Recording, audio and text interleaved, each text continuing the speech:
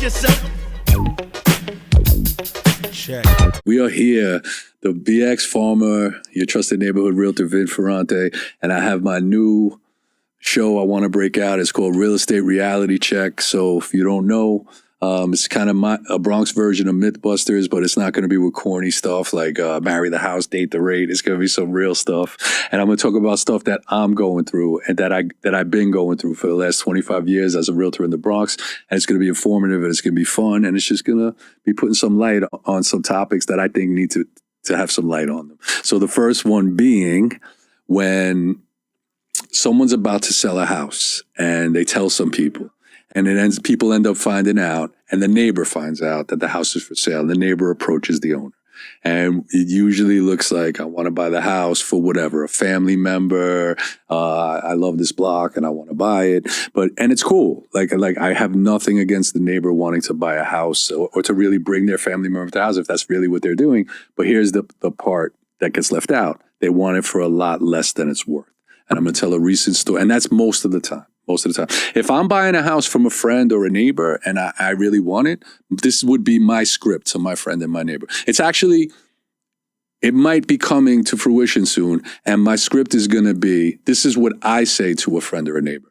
I would like to buy your house at whatever it's worth, for fair market value. I don't want a discount on your house because I'm your neighbor. So I'd like to pay you what it's worth.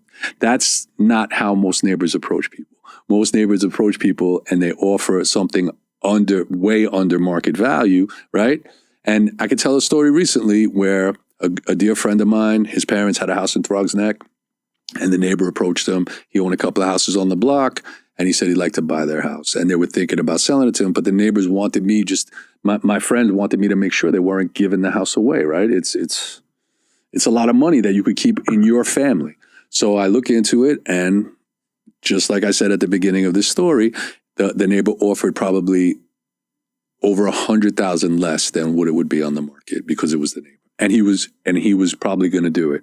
And I got involved, and I'm sure the neighbor doesn't like me, but the family likes me because I got involved. But again, so I say, hey, let's put it on the market and we'll get the top. If the neighbor really wants the house, the way I described at the beginning, we'll let them know what our top offer is, and they get first right of refusal, and they can then buy the house. And I think that's fair. And I think you're giving the neighbor a chance to buy the house. He said he wanted the house. But guess what happened? I put the house on the market, and the value of the house was a lot more than the neighbor wanted to pay. So when he was offered to match it, the answer was no. But here's the funny thing. When he found out the guy was like, my nephew's a realtor, he's going to help me. Oh man, why you get a realtor involved? Because now you're going to have to pay thousands of dollars in commissions. But that's really not what he was saying. What he was meant to say was, why are you getting a realtor involved? Because now I'm going to have to pay fair market value for the house. And I don't want to do that because I'm the neighbor and I think I should get a discount on the house for being the neighbor. That's what he meant to say by the commission part. But people, that's what I'm trying to translate for everyone listening. That's what they mean. Why are you getting a realtor involved? They're not worried about you paying me commissions. Trust me. They couldn't care if you gave me $100,000 in an envelope. What they care about is now I'm going to make sure they pay fair market value for the house, and they didn't want to do that. So what comes to you as a friendly neighborhood, oh man, why'd you get a realtor, is really, oh man, now I got to pay what the house is worth. And they don't like that. And they make the realtor the bad guy. But does it sound like I'm the bad guy in that equation? I don't think so, because we sold the house, and guess what the family made? $125,000 more to share with his own children versus the neighbor who might have been nice to you, who might have not been nice to you. Yeah, most neighbors don't even talk to you until you're about to sell the house. Then all of a sudden they're your best friend and they're bringing over to checking on grandma.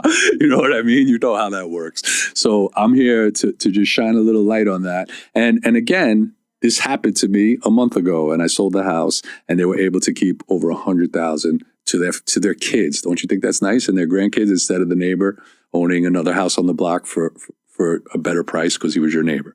But that's what I think. So, and I'm going to talk about another thing that's happening right now. So someone close to me, this is not the neighbor. This is the same topic, but a different player involved. So now it's the investor, right? I told you the neighbor story. Now the investor finds out they're about to sell their house. So the investor gets their number. He does his little due diligence. So this is someone who doesn't even know them. This is a professional investor, right? So they do the homework, right? And they reach out to the person who they heard through somewhere, which is nice. They got their contacts in the street. Good job by the investor, right? So they send out, hi, so-and-so. I've been running the numbers on your property, right? And they're going to give reasons why the person should sell it to them. And one of the main glaring reasons in the text, which was forwarded to me because I'm going to get the listing, was 0 realtor commissions, which can save thousands on the home for you. Right. So there's other stuff in there, right? There's no closing delays. So I'm going to go over the text real quick. And in the text, they're putting why they should take the investor's offer. And I'm going to give you some of the reasons, right? They say saving time, which invested, and that's true, right? Saving time, no bank issues. That's true. You know, it's definitely going to be a closing. But there's one in here that's glaring that is not true. Saving thousands of dollars on realtor commissions. That is not true. And again, the same way the neighbor said something and it meant something else, this time it means something else. What he's trying to say is he wants to make thousands more in profit on an investment because he's not worried about you paying me. In this case, I'm going to tell you, the neighbor thing, sometimes, look, it is what it is, right? The neighbors grew up on the block, right? And they're trying to they're comfortable and they want to get another house. I've been there, right? I've bought houses from my neighbor. The only thing, you know what I did differently? And this is, again, it's all how you carry yourself in life, right? So I bought a house from a neighbor, but here's the difference in my approach. You ready? I walked up to the neighbor and I said, I heard you might be considering selling your home. And this was on Hollywood Avenue. This is legit. Like I told you where I live. I told you my story. Like I'm honest about everything.